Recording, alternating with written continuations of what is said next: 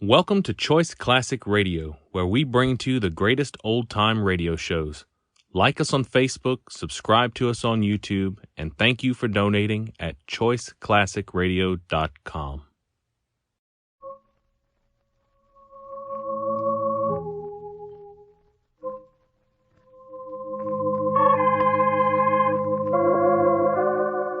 From New York City, the makers of Clippercraft clothes for men and 1,036 leading retail stores from coast to coast present the world's most famous detective, Sherlock Holmes.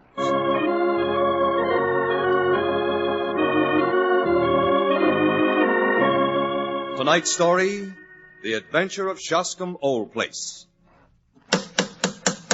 And so, once again, we raise the familiar brass door knocker of Dr. John Watson. Well, Mr. Stark, come in.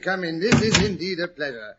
I've been told we'll have to get along with a substitute for Mr. Harris for a few weeks, but I had no idea he'd turn out to be an old friend. I wore my Clippercraft suit, Dr. Watson, so it wouldn't seem too strange in this program. What's on the agenda for tonight? Well, it concerns the strange and slightly horrendous affair at Shoshome Old Place, in which Holmes investigated the graves in an ancient burial crypt. Sounds promising. And unearthed the fact that certain bones had been disposed of in the furnace. Wow, my hair's beginning to stand up on end already. Yes, the adventure began placidly enough one rainy morning. Holmes and I had just finished an excellent breakfast in our rooms in Baker Street. I was gazing idly through the sporting columns, trying to decide what horse to back in the forthcoming derby. And Holmes? Holmes was pottering around with a low-piled microscope, doing some sort of an experiment.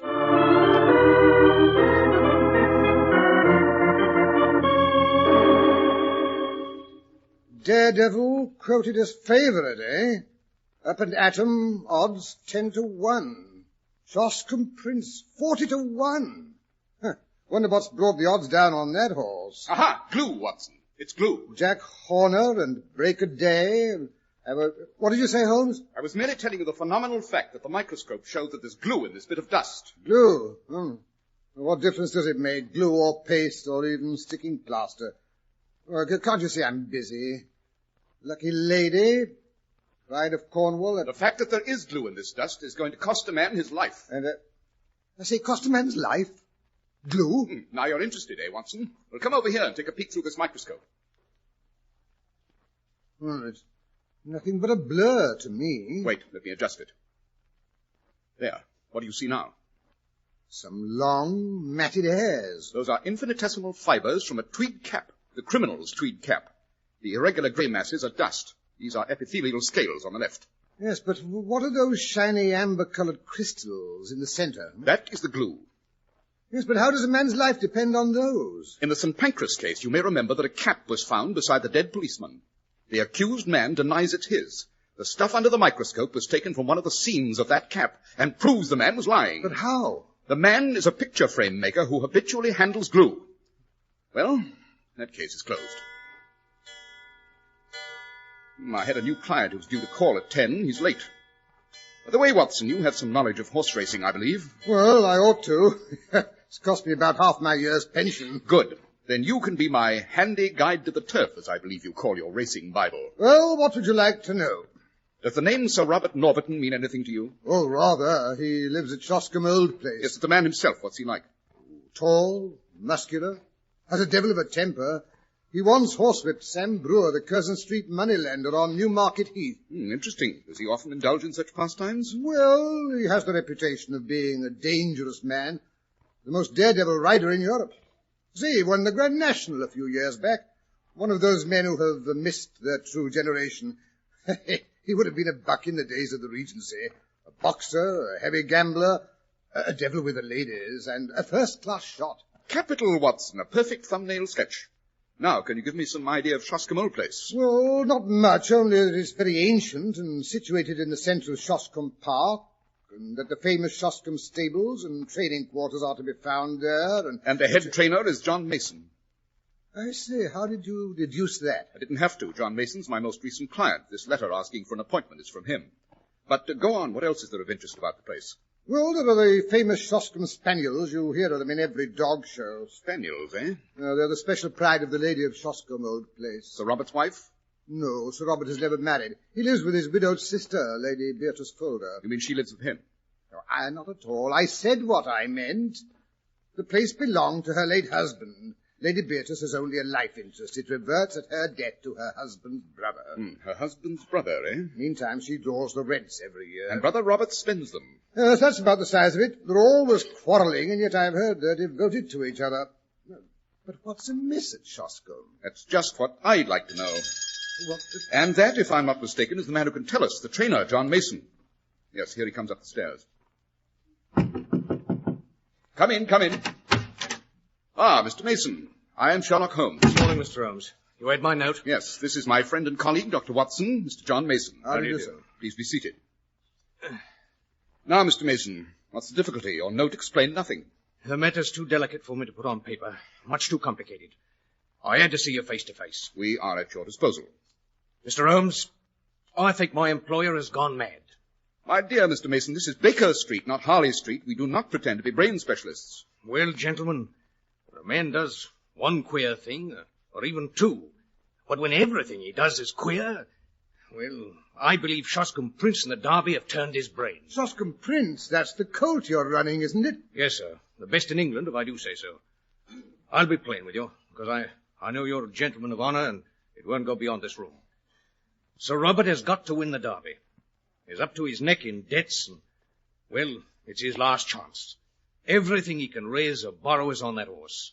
If Prince fails him, he's done for. Sounds like rather a desperate gamble, but that doesn't necessarily mean the man's insane. Where does the madness come in? First of all, his looks, sir. His eyes are wild.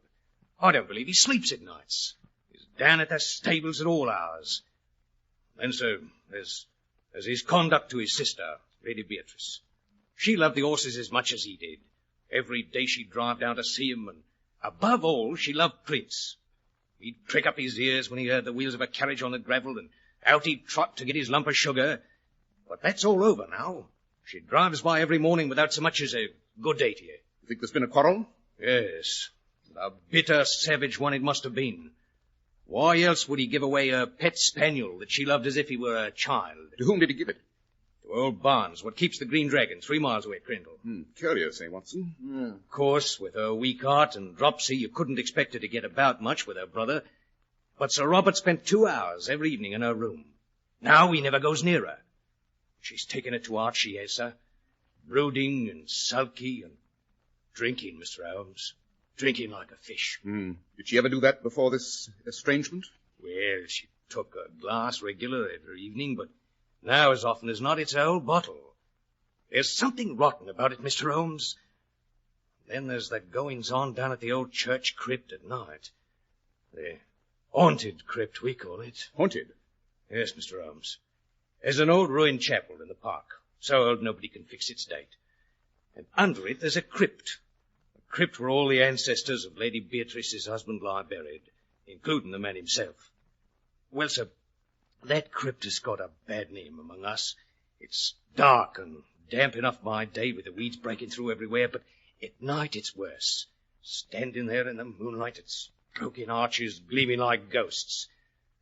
There's not many in the countryside that have the nerve to go near it at night. But I gather you did, or there'd be no story. Yes, sir. Me and the butler Stevens. We was taking a walk in the moonlight, smoking a pipe before going to bed, when all of a sudden we notices a light, sort of pale and unearthly like, shining in the old chapel. There we stood, Stevens and me, quaking in the bushes like 2 bunny rabbits.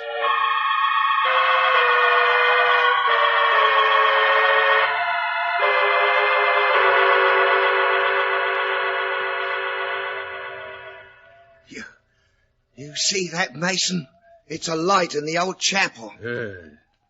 Someone's in there. Or something. I don't like the look of it. It isn't natural. What's going on in the chapel this time of night? We'd best go and find out. Oh, for heaven's sake, no. Maybe it's something evil. Some bad spirit set its light there to lure some poor fella to his death. Wait a bit. See that shadow moving against the far wall? It's a man's shadow, that is. Or a devil's. It looks more than life-size to me. Isn't that a tail he's switching around behind him? Nonsense. It's Piece of rope he's holding in his hand. Here. What's that? It's Pip, Lady Beatrice's spaniel. He's probably outside the old well house, howling at the moon. He was there all last night, howling to wake the dead. Don't say that. Maybe that's just what he's doing. Maybe that's what he's done. Waked all the corpses in the crypt and they're having a ghostly meeting. Rubbish, Stevens. You don't really believe in ghosts? Why, when you think about all this tomorrow morning, you'd be ashamed. But that's tomorrow morning. And tonight, standing here in the moonlight, well, I ain't so sure. Well, there's one way to find out. Come on, let's have a look at who's in that chapel. You're not going over there, Mason. I am that. You can stay here alone if you like. Stay here by myself. Well, then, go back to the house. What? And pass by that well house and that howling dog all alone? It's only Pip. No, I'm coming with you. At least there'll be two of us. Right, stout lad. Come along, then. Don't crackle the bushes any more than you can help. Confound that beast! Hello. Light's disappearing down the stairs into the crypt. See? There's no one in here in the chapel. Oh, then what's the good of us coming down? Look. There's a crack in the stone floor. Over there. Where the streak of light's coming through, see? We can get over to it without being heard. Maybe we can see what's going on down below. I wish I was safe in my bed. Now then. We'd best crawl along in our stomachs. Easy does it.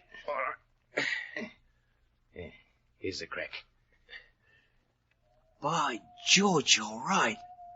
It's two men.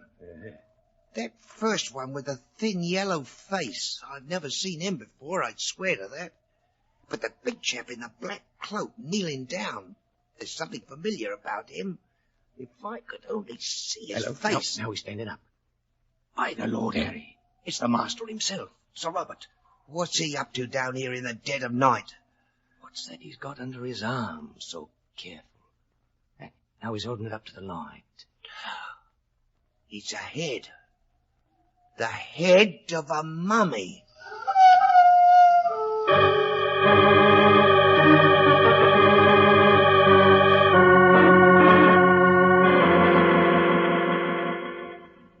What an eerie experience, Mr. Mason. That it was, Dr. Watson.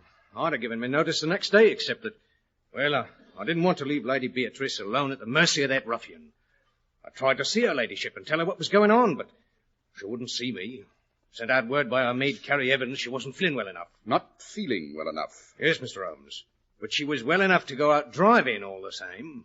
How long has this maid, Carrie Evans, been with Lady Beatrice, Mr. Mason? Going on 5 years, sir. And she's devoted? She's devoted, all right. I won't say to whom.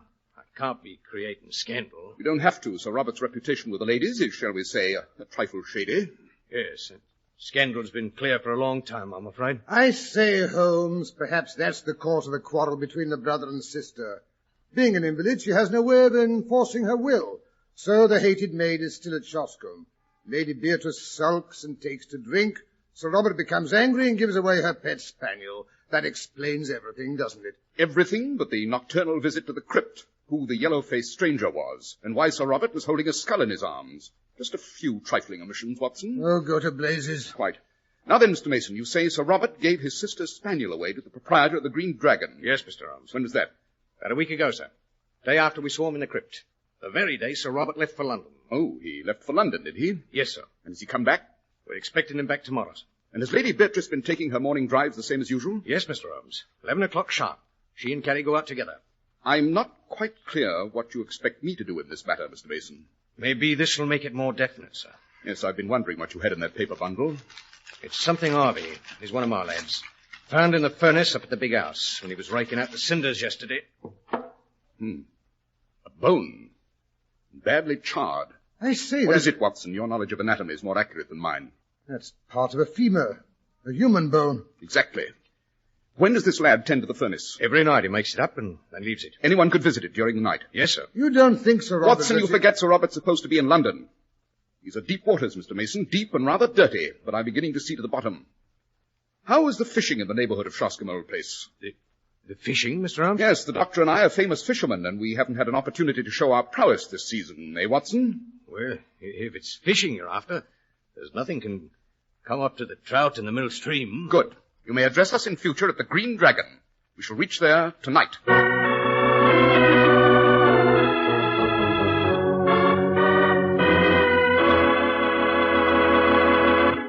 And now that you have Mr. Holmes started on your fishing expedition, Dr. Watson, may I step in to say a few words? Fair enough, Mr. Stark.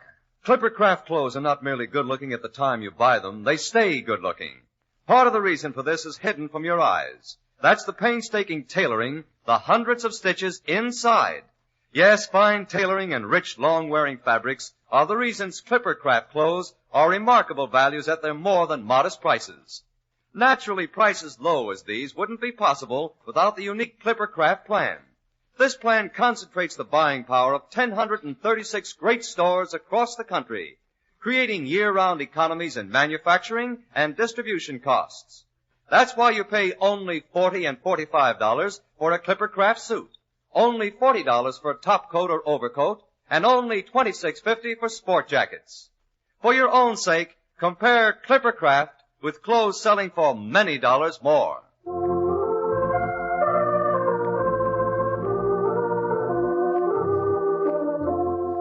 And now to return to our story, Dr. Watson. Well, suppose we pick up after Holmes and I had settled ourselves at the Green Dragon. Mid-morning found us tramping down the road leading towards Shoshome Place, carrying rods and reels and all the rest of the trout fisherman's paraphernalia. Holmes also had a shaggy black spaniel in tow. Ah, splendid weather for fishing, eh, Watson? The trout should be fairly jumping at the hook. Yes, I shall have a good opportunity to try that new fly of mine. If that confounded dog doesn't scare the fish away. What in thunder made you bring that spaniel along? You mean Pip? Yes. Down, boy, down. I saw him tied up in the front hall of the inn. Mine host says that they have to keep him on a leash or he runs straight back to his old home. Easy, Pip, don't pull so, boy. The poor dog seemed to want to go walking, so I said I'd take him. Yes, but a dog on a fishing jaunt, oh, really, Holmes, you... Now, if we were going hunting, it would be different, eh? Yes, but it's not the hunting season. You never know. We may get in a little hunting before we get to our fishing. Ah, that is the entrance gate to Shoshome Place, I presume. Handsome old ironwork. And tightly locked, too. Dear Sir Robert is very jealous of his privacy, eh? You would be, too, if you had a horse you expected to win the derby. I understand he's very vicious with touts or any stranger he catches snooping around his property. I say, look. Here comes a big yellow open barouche. Yes, Lady Beatrice returning from her morning's drive, I fancy. I thought we should have some hunting this morning. What do you mean?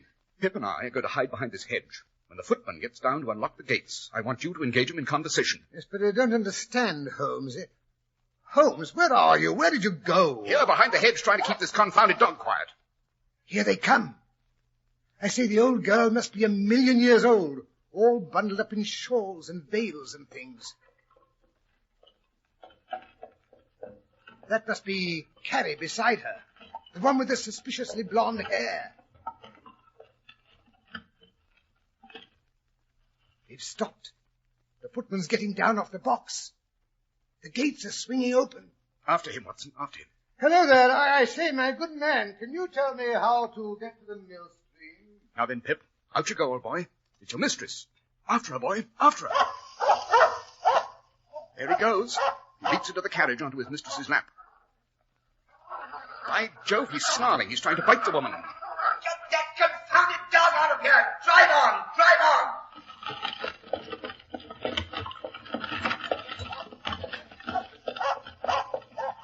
Come on, Pip. Did she try to kick you? Well, never mind, old boy. Well, Watson, that's done it. He expected to see his mistress, and he found a stranger. Dogs don't make mistakes. But it was the voice of a man. Exactly. Our little hunting party was quite a success. We flushed our bird. Now, come along, Watson. The fish are waiting for us. Look here, Holmes. You're not going to give up this clue. Not exactly. But our hunting must be postponed until after dark. Then, I promise you, it will be for big game.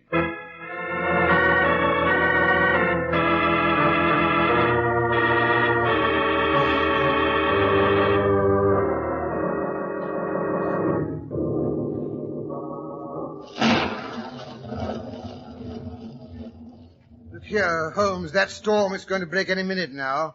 Hadn't we better get back to the inn? Oh, rubbish. We can reach the chapel before we get too wet. Yes, but how do we get home again? By running, I suspect. We may get wet. I told the landlord to have some of the trout we caught this afternoon and a Stilton cheese, salad, and a hot toddy waiting for us. Oh, then let's get back now. I said we wouldn't be back before 10:30. But if we weren't back by then, to rout out the local police. You think it's as bad as all that? I don't know.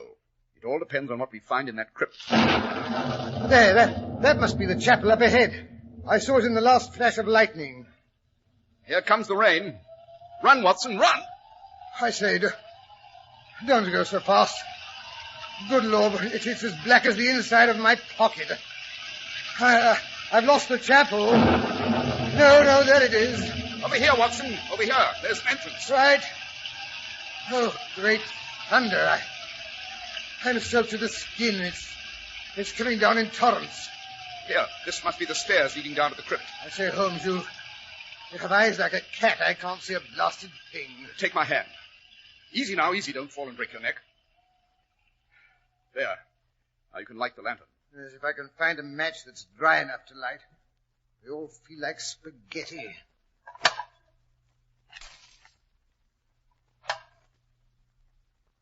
There. Phew. What a sepulchral place. Look at all those vaults. I had no idea Lady Beatrice's husband had so many ancestors. Yes, some of those graves date back before the Norman invasion. Look at the Saxon names. Adalbert, Harold. And here are the Normans. Long line of Hugos and Odos and Percys. But it's this leaden coffin we're interested in, I imagine. Notice how the dust around it's been disturbed. Hand me that Jimmy, Watson. You're not going to open it. Holmes, let's get out of here. All these coffins, hundreds of dead ancestors. I feel like a ghoul myself prying into their long-forgotten secrets. Rubbish. I'll have this lid off in no time. 1, 2... Stand back! Keep away from that coffin. Keep back, I say, or I'll blow you to bits. Well, if it isn't Sir Robert Norberton himself. This is a surprise. Allow me to present myself. I am Sherlock Holmes. You don't have to tell me. I heard how you tried to frighten my sister this morning. Now clear out. Your sister? Yes, my sister. Now, what is your motive? What are you doing here? Answer me, do you hear? I, too, have some questions to ask, Sir Robert. What have you done with your sister? My sister? My sister is home in bed, of course. If your sister's home in bed, would you mind telling me whose body is inside this coffin? Throw back the lid, Watson. There, Sir Robert. Is that the body of your sister, or isn't it? It is. But you're not the official police. What business is it of yours, anyway? My business is that of every good citizen, to uphold the law. What? You mean you'll hand me over to the police? Good Lord, this is terrible. I know appearances are against me, but I couldn't do anything else. Now, let me explain. Your explanations must be to the police, I'm afraid. But that will ruin me, don't you understand? I've always been dependent on my sister, Lady Beatrice, for everything. I'm deeply in debt. If it were known that my sister were dead, my creditors would come down on me like vultures. Everything would be seized, my stables, my horses. Shoshome Prince would never run the Derby. Oh, Mr. Holmes, my sister did die just 1 week ago. She died of dropsy, which had long afflicted her. That will be for the coroner to decide. I was faced with absolute ruin. If I could only keep her death hushed up until day after tomorrow when the Derby is run, I'll make a fortune. If your horse wins. Oh, he will, he must. My good name depends on it. On the first night after my sister's death, Norlet, who is Carrie Evans' husband and an actor, helped to carry her body out to the old well house. We were followed, however, by her pet spaniel, who howled all night long. I finally had to get rid of him. And it was Norlet, the actor, who impersonated your sister this last week? Yes, Mr. Holmes. Oh, this last week I've lived the life of the damned. My conscience has given me no peace. Later, we buried my sister's body here, in what is still consecrated ground. One of the tombs of her husband's ancestors. After having endeavored to destroy the ancestors' bones in the furnace. What? I don't know how you know that, but it's true. And now it's for nothing. All for nothing. I'm ruined, Mr. Holmes, ruined. Not necessarily. Well, what do you mean? After all, the Derby is only the day after tomorrow. Of course, we must lay the case before the local authorities, but I still have a little influence here and there. Would you use it? It's not altogether impossible.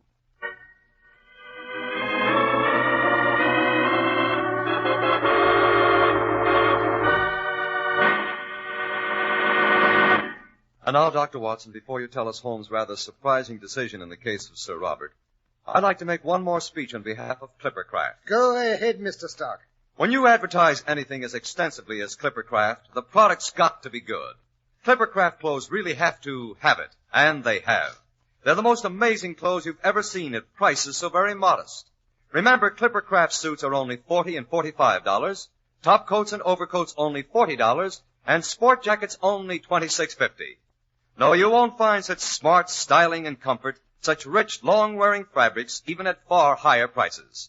They're made possible by the renowned Clippercraft plan, concentrating the buying power of 1,036 of the nation's finest stores from coast to coast. So that these great clothes are available to you at your own local independent store, the store you can trust. Yes, selling expensive clothes at inexpensive low prices at the nation's finest independent stores is the great big idea behind the Clippercraft plan. That's why men who know insist on Clippercraft clothes. So be sure to visit the Clippercraft store in your city. These leading stores in the metropolitan area are proud to add their names to Clippercraft in your suit, top coat, and overcoat. In Manhattan, John Wanamaker Men's Stores, Broadway at 8th and 67 Liberty Street. Saks 34th, Broadway at 34th. In Brooklyn, Abraham and Straus. In Newark, New Jersey, Boulevard Men's Shop, Kresge Newark. And in Jamaica, the B&B Clothes Shop, 16408 Jamaica Avenue.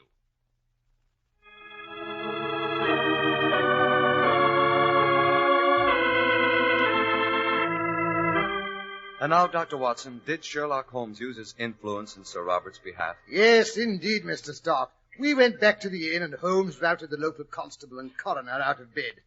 They discussed matters over the trout and coffee and cheese. Luckily, our catch had been a fairly big one. Moreover, the creditors were all Londoners, and Sir Robert was a local man. Pride of county, you know. And besides, the constable and the coroner had both placed bets on Shoshome Prince, and they wanted to see him win. And did he? He did, and netted his owner £80,000. Sir Robert paid his debts and bought a small place in the neighbourhood of Shoshome, where he threatens to end his days in an honoured old age. He and Holmes have become great friends. Holmes often visits him when he wants a bit of trout fishing. Well, all this talk of trout and salad and cheese has given me the most tremendous appetite. I had hoped it would. I've a special treat in store for you tonight. Just ring the bell, will you? I received 2 of the most beautiful trout from Sir Robert just this morning. I imagine my housekeeper has them in the pan by now. Frying in butter with almonds sprinkled on the top. And a fresh green salad and a Stilton cheese. But look here. Isn't it a bit out of season for trout? Nothing is out of season these days, Mr. Stark. Sir Robert has what is called a deep freeze, you know. Yes, I know, but what have you in mind to tell us next week, Dr. Watson? Well, next week, Mr. Stark, I think I'll tell you of the vicious robberies and bludgeonings that occurred in Boston Yard. The criminal, you know, was a cat named Peggy. Holmes always called it the adventure of the wooden claw.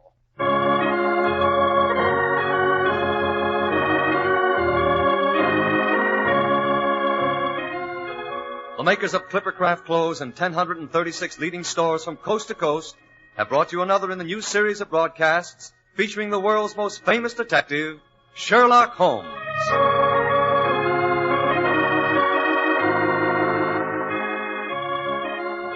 Our stories are based upon the character of Sherlock Holmes created by Sir Arthur Conan Doyle. Sherlock Holmes is played by John Stanley, Dr. Watson by Alfred Shirley, and the dramatizations are by Edith Miser. Sherlock Holmes is produced and directed by Basil Lochran, with special music by Albert Berman.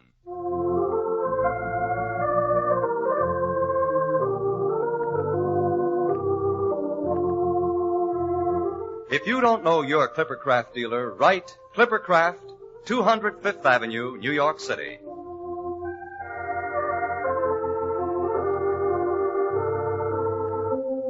Be sure to listen next week to Sherlock Holmes in the Adventure of the Wooden Claw.